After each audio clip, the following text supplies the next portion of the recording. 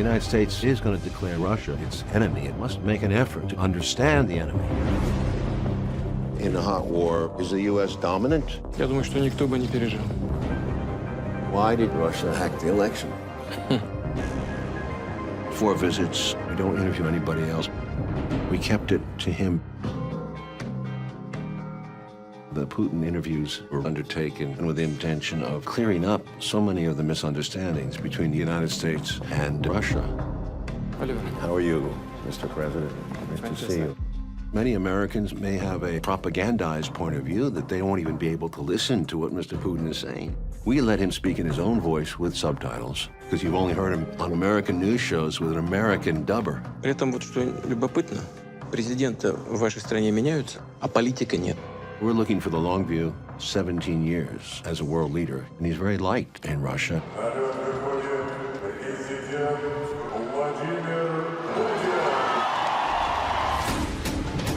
We had access that we didn't think we'd have.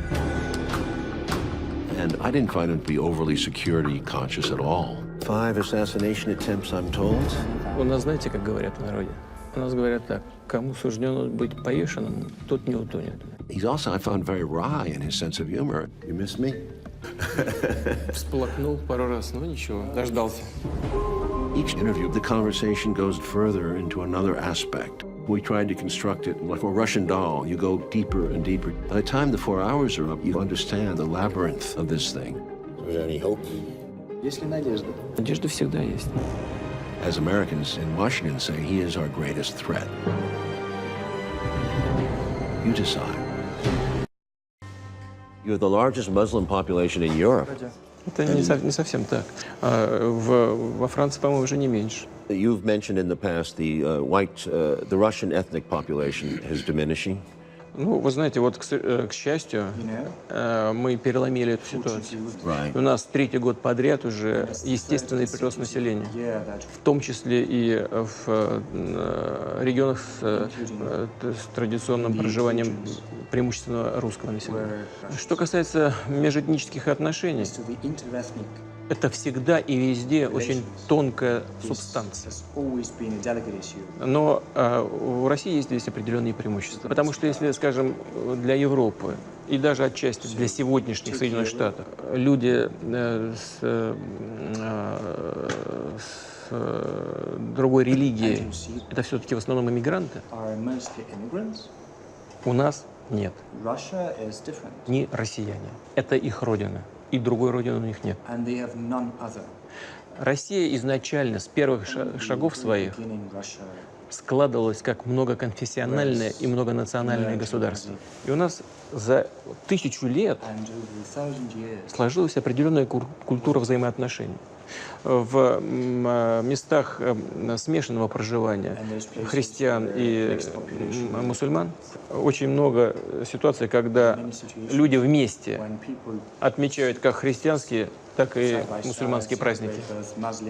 И поэтому, мне кажется, опираясь вот на этот огромный исторический позитив, мы сможем достаточно легко преодолеть все тонкие и чувствительные вещи межэтнических и межрелигиозных отношений. And in 2012, you run for president and you win by 63%? Yeah, you're right. 3 times president, 5 assassination attempts, I'm told. Not as much as Castro, who I've interviewed. I think he must have had 50, but there's a legitimate 5 I've heard about. Я с Кастро разговаривал на этот счет. И он мне сказал: знаешь, почему я жив? Я спросил, почему? Потому что я своей безопасностью всегда занимался лично. Вот, я делаю свою работу, а сотрудники безопасности делают свое. До сих пор у них это все неплохо получалось. In other words, you trust your security and they've done a great job. Доверяю.